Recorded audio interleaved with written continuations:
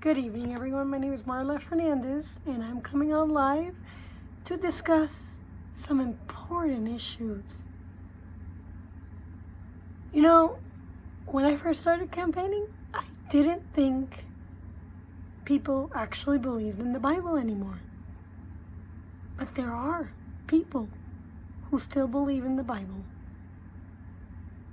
And there lies the problem. There are some people that say they equate the Bible and religion as one and the same. But they're different. When you talk, my glasses are sort of like glaring. So in the First Amendment, we have freedom of religion. Freedom of religion. Freedom from government imposing their religion on us. When you're making laws, our founding fathers purposely put the Bible as the ethical standard for making laws.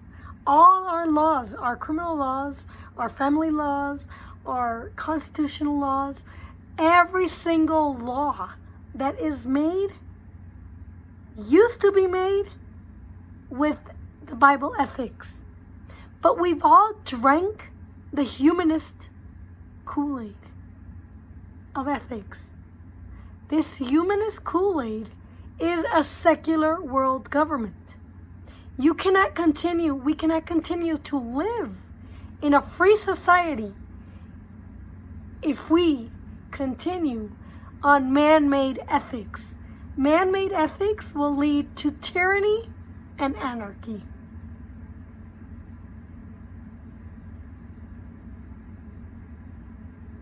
In order to make good laws so that all of us can live well with each other and have good decisions and abide by laws, we need to have a common ethical standard. And we don't. The Bible used to be that ethical standard by which lawmakers made law. See, if we go by every man's law ethics, then your neighbor can actually say, well, you know what?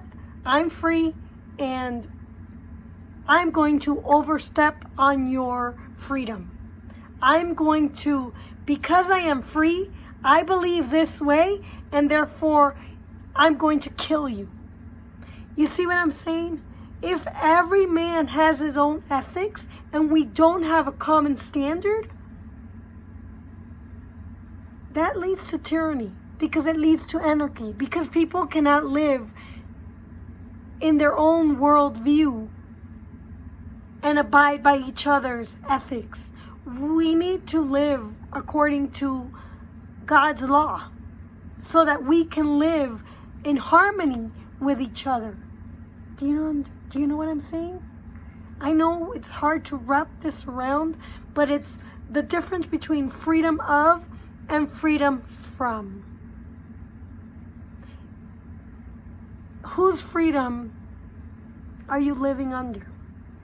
Whose orders are you living under? Whose equality? Who's deciding what equality is?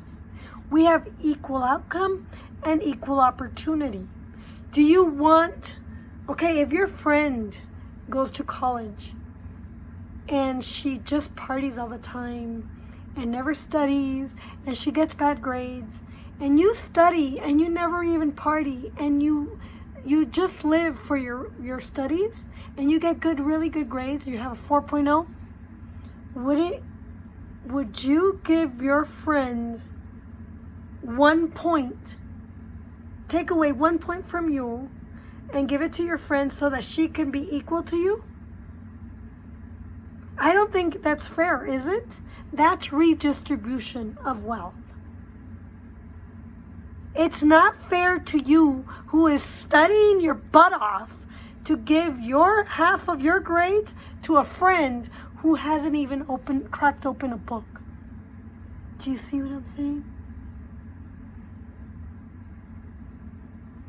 We have equal opportunity, because if all of us have the opportunity to make a difference and to succeed. And if we put our effort into it. That's where equity and equal outcome fail.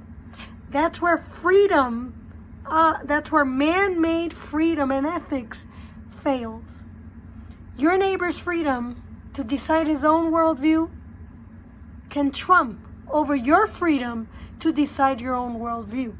And so we need a common ethical standard, which is the Bible, when making laws, so that we can live together in harmony.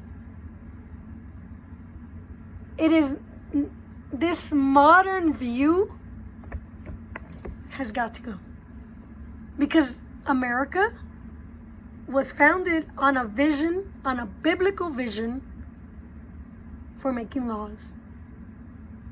And the only purpose of government is to protect life, liberty, and the pursuit of happiness.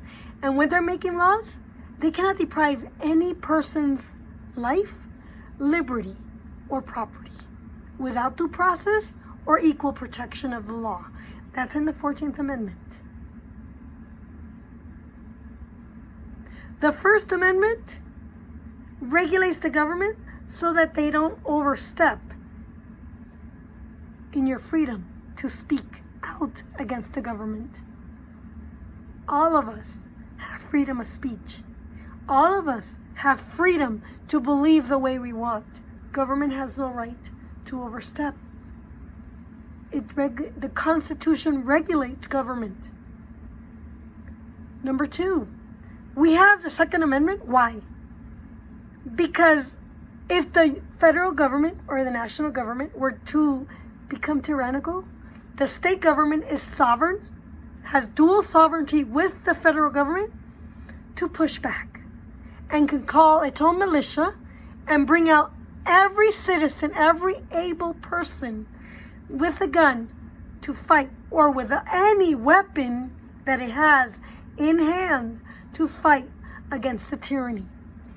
Number 3, we have freedom. It says free from being coerced. What else?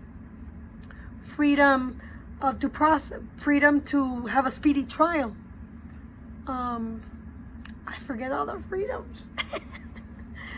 So I'm gonna have to come back to you on that. But the state has freedom from government too, to legislate, to protect its citizens and its borders when the federal government is not doing its job.